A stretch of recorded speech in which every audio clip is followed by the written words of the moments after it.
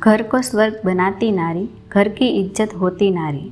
देव भी करते पूजा जिसकी, ऐसी प्यारी मूरत नारी।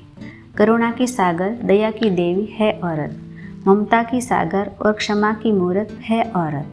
प्रकृति का रूप और सहनशीलता का स्वरूप है औरत। हजारों फूल चाहिए एक माला बनाने के लिए, हजारों दीपक चाहिए एक आरती सजाने के लिए, हजारों बूंदे चाहिए समुद्र बनाने के लिए, पर एक स्त्री अकेली काफ़ी है घर को स्वर्ग बनाने के लिए। हेलो फ्रेंड्स, मैं गीता राजपरा आज आपसे नारी शक्ति वुमन पावर के बारे में बताना चाहती हूँ और ये स्टोरी है अत्रि महामुनि की पत्नी सती अनसुया जी के बारे में। एक बार नारद जी विचरण कर रहे थे, तब तीनों देवियाँ माँ लक्ष्मी, माँ सरस्वती और माँ पार्वती को परस्पर विमर्श करते देखा।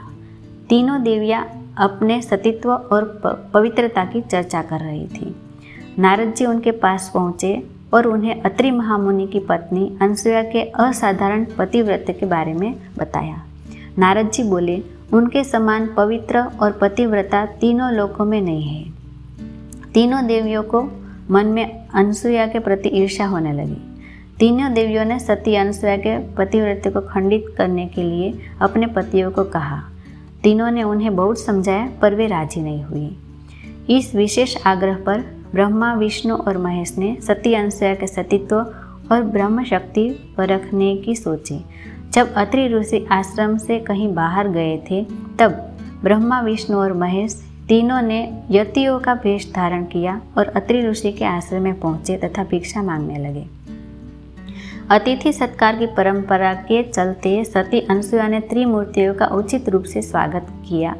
उन्होंने खाने के लिए निमंत्रित किया, लेकिन यतियों के भेष में त्रिमूर्तियों ने एक स्वर में कहा, हे साध्वी, हमारा एक नियम है कि जब तुम निर्वस्त्र होकर भोजन परोसोगी तभी हम भोजन करेंगे। अब अनसुया तो असमंजस में पड़ गई कि इससे तो उनके पतिव्रत के खंडित होने का संकट है। उन्होंने मन ही मन ऋषि अत्रि का स्मरण किया। दिव्य शक्ति से उन्होंने जाना कि यह तो त्रिदेव ब्रह्मा, विष्णु और महेश है। मुस्कुराते हुए माता अनसुया बोली, जैसी आपकी इच्छा। तीनों यतियों पर जल छिड़क कर उन्हें 3 प्यारे शिशुओं के रूप में बदल दिया। सुंदर शिशु देखकर माता अनसुया के हृदय में मातृत्व भाव उमड़ पड़ा। शिशुओं को स्तनपान कराया, गोद में सुलाया। तीनों गहरी नींद में सो गए। अनसुया माता ने तीनों को झूले में झूलाकर कहा, तीनों लोकों पर शासन करने वाले त्रिमूर्ति आज मेरे शिशु बन गए। मेरे भाग्य को क्या कहा जाए। फिर वह मधुर कर्ण से लोरी गाने लगी। उसी समय कहीं से एक सफेद बेल आश्रम में पहुंचा। एक विशाल गरुड़ पंख फड़फड़ाते हुए आश्रम पर उड़ने लगा और एक राजहंस कमल को चोंच में लिए हुए आया और आकर द्वार पर उतर गया। यह नज़ारा देखकर नारद, लक्ष्मी, सरस्वती और पार्वती जी भी आ पहुँचे। नारद ने विनयपूर्ण अनसुया से कहा, माते, अपने पतियों के संबंधित प्राणियों को आपके द्वार पर देखकर यह तीनों देवियाँ यहाँ पर आ गई है। यह अपने पतियों को ढूंढ रही थी। इनके पतियों को कृपा इन्हें सौंप दीजिए। अनसुया ने तीनों देवियों को प्रणाम करके कहा, माताओं, झूलों में सोने वाले शिशु अगर आपके पति है तो इन्हें आप ले जा सकते हैं।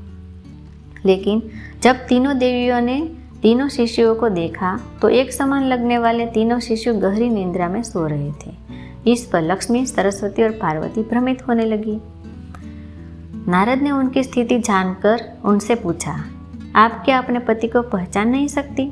जल्दी से अपने अपने पति को गोद में उठा लीजिए। देवियों ने जल्दी से एक एक शिशु को उठा लिया।